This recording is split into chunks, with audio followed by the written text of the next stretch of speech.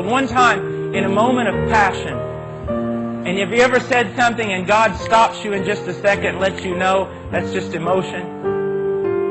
I was thinking, and I said out loud, the one thing I'm going to ask of God when I step over into glory is just once, let me stand up and preach Jesus Christ as He ought to be preached, because I've never preached Him as He ought to be preached. And right then, I didn't hear a voice, but I knew exactly, son, even then, in all your glory, you will not preach Jesus as He ought to be preached.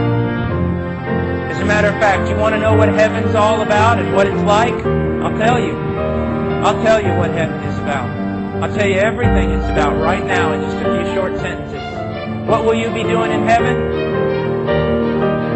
You'll be doing in heaven exactly what you started on the day of your conversion is what you'll be doing in heaven. And what do I mean? You remember in John 17:3, what's eternal life? Just longevity? Swinging on gates of pearl and walking down streets of gold? No, you may know Him. This is what you'll be doing. Let's say that eternity has days and nights. Okay, it doesn't, but let's just use that for an illustration. Before your conversion, you were just walking along blind to the glories of Christ. Anything you saw of Jesus Christ, you hated because He's holy and you were wicked. But on the day of your conversion, God regenerated your heart. He gave you a heart.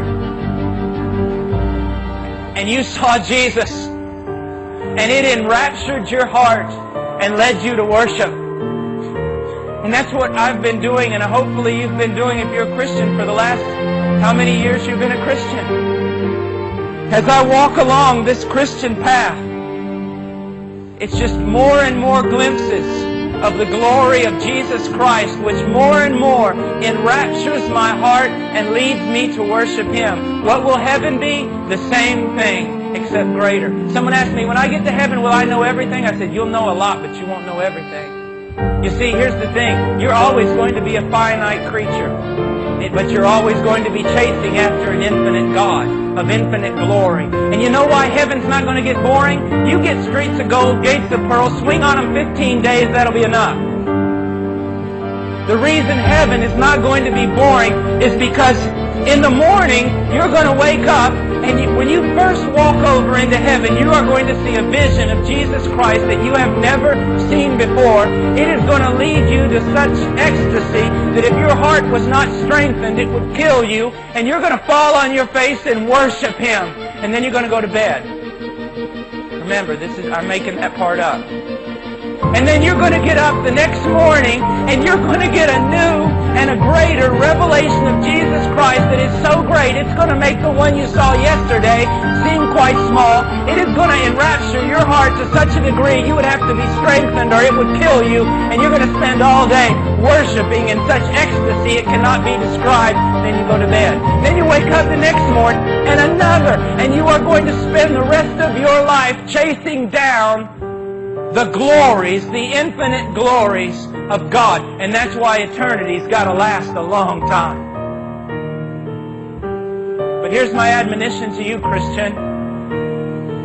Why start then?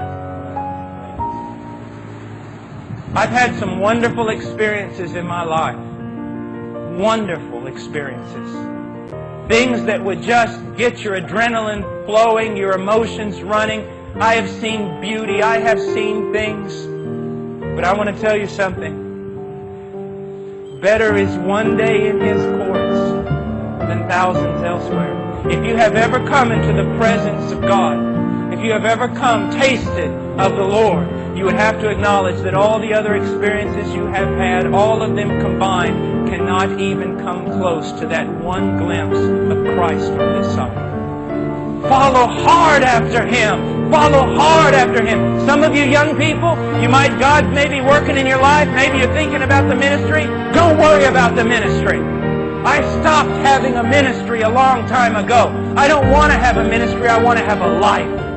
And I want ministry to flow out of that. Don't make it your goal to be useful to God. Make it your goal to chase hard after Christ.